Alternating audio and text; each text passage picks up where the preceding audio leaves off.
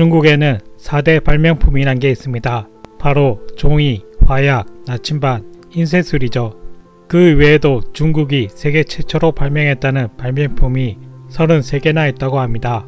그런데 중국은 자국의 발명 역사가 쪽팔린 것인지 아니면 자랑스럽지 않은 것인지 한국의 발명품을 자신들이 발명했다며 도둑질을 하고 있습니다. 5월 중순을 지나 여름이 이제 곧 다가오고 있습니다. 그 사이 봄비도 여러 차례 땅을 적시며 한 해 농사의 시작을 알리기도 했습니다. 농사에 있어서 무엇보다 중요한 것이 있죠. 바로 강우량입니다. 비가 얼마나 내릴 것인가, 얼마나 자주 오는가에 따라 흉년, 풍년이 가려집니다. 한국은 오랜 세월 농업국가로 지내왔기 때문에 이 강우량을 기록하고 데이터를 쌓기 위해 강우량을 측정하는 도구 하나를 발명합니다. 그것이 바로 추구기이죠. 유럽의 경우 1639년 이탈리아 베네데토 카스텔리가 유럽 최초로 우량계에 대한 개념을 언급했고, 이후에는 영국 크리스토퍼 렌이 1662년 서양식 우량계를 만들어내었습니다. 이는 조선의 추구기가 유럽보다 약 200여 년이 앞서 발명된 세계 최초의 우량계란 뜻인데요. 그래서 추구기의 발명은 기상학의 새로운 장을 연 인류 역사학적인 사건으로 평가받습니다. 그런데 중국이 난데없이 추구기를 중국이 발명했다며 조선의 추구기는 중국이 조선에 하사한 것이라는 가짜뉴스를 퍼뜨리고 있으며, 심지어 이게 세계적으로 퍼져 있어서 쉽사리 고쳐잡기 어려운 상황이라 합니다. 더 황당한 것은 이것이 최근이 아니라 최소 70여 년 전부터 행해지고 있는 동북공정이라는 점이죠. 중국의 거짓말은 1954년 축가정이 쓴 도장만편 기상학 논문집의 서문에서부터 시작합니다. 중국에서는 풍해안 우량의 관측에 한조부터 행해졌고 1424년에 우량계가 중국 널리 설치됐으며 걸륭시대인 1770년 조선에도 보내주었다. 거기다 추가로 중국 학자들이 주장하는 주요 논거는 현존하는 우리의 선화당 추구대에 걸륜경인 5월이라는 문구가 쓰여있다는 것이 전부인데요. 걸륜은 청나라 고종한제의 연호이고 경인년은 1770년입니다. 한마디로 청나라 연호가 사용된 유물은 전부 중국 것이고, 중국인이 만든 추구대를 청나라 황제 고종이 만들어 조선에 하사했을 것이며, 세종대왕 시기의 추구기 역시 명나라가 제작해서 조선에 하사했을 것이라는 게 중국 거짓말의 핵심 주장입니다. 그리고 이 거짓말을 중국 과학사 최고 권위자인 영국인 조지프 니덤이 자신의 저서 중국의 과학과 문명에서 중국인들의 손을 들어줌으로써 세계 과학사에 세계 최초의 추구기를 중국이 발명했다고 알려지게 되었고, 이게 세계학계에서 정설로 자리 잡았습니다. 그렇다면 중국이 말하는 우량계란 무엇일까요? 2010년 한국기상청 국립기상연구소는 추구기와 추구대라는 토론회를 열었습니다. 당시 박순웅 센터장이 김성삼 전 서울대 대기과학과 교수가 쓴 추구기 발명의 이설에 대한 고찰이라는 논문을 통해 중국의 거짓말의 실체를 알 수 있습니다. 중국의 우택보고는 감각적 계관에 의한 강우 상황 보고에 불과하다. 중국이 추구기라 주장하는 천지분이나 원행은 추구기라고 볼 수 없다. 중국은 추구기처럼 강우량이 얼마나 되고 날짜별로 기록되어진 것이 아니라 단순히 비가 왔다, 많이 왔다, 적게 왔다, 그래서 농사가 어쩌고 저쩌고 수준의 단순히 눈으로 보고 판단하는 감각보고였던 것이죠. 이어서 박순웅 박사는 수서구장에 있는 천지추구, 주기험설, 원행추구, 준적험설의 4개 문제를 검토한 결과에 대해서도 설명을 했습니다.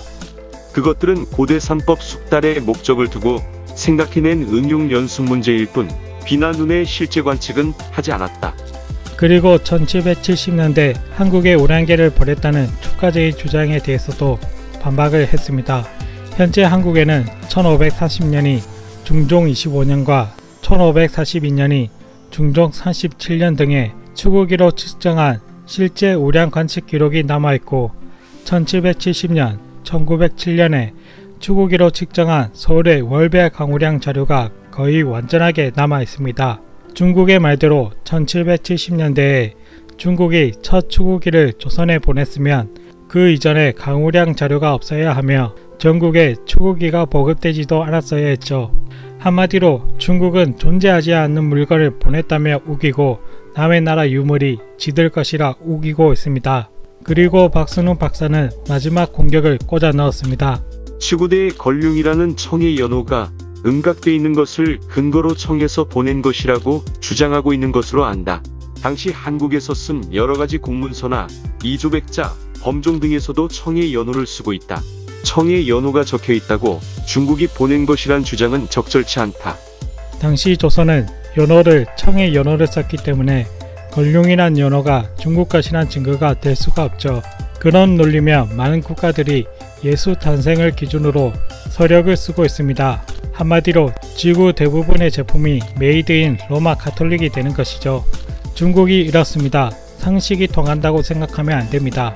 반면 한국은 세종실록 1441년 음력 4월 29일 기록만 봐도 추구기를 누가 발명했는지 알 수 있습니다.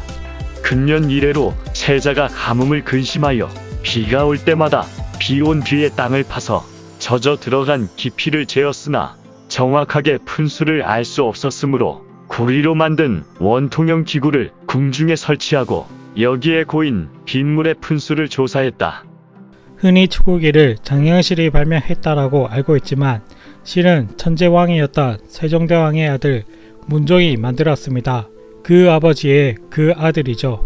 이렇게 만들어진 추구기는 전국에 배포되어 전국의 강우량을 측정했으며 농사에 필요한 정보를 주었습니다. 일각에서는 기원전 500년 전 고대 그리스에서도 비슷한 도구들이 최초로 등장했기 때문에 세계 최초가 아니라고 추구기 자체를 폄하하는데요. 그럼에도 불구하고 세계사적으로 추구기가 가치를 인정받는 이유는 단순한 빗물바지가 아니라 세계 최초로 국가 단위 표준화된 기상 측정 기구였기 때문입니다. 한국 역시 세계사적으로 뛰어난 발명품, 우리가 예상하지 못한 과학력을 가지고 있음에도 불구하고 유럽의 역사를 들먹이며 한없이 한국을 깎아내리는 사람들이 많습니다.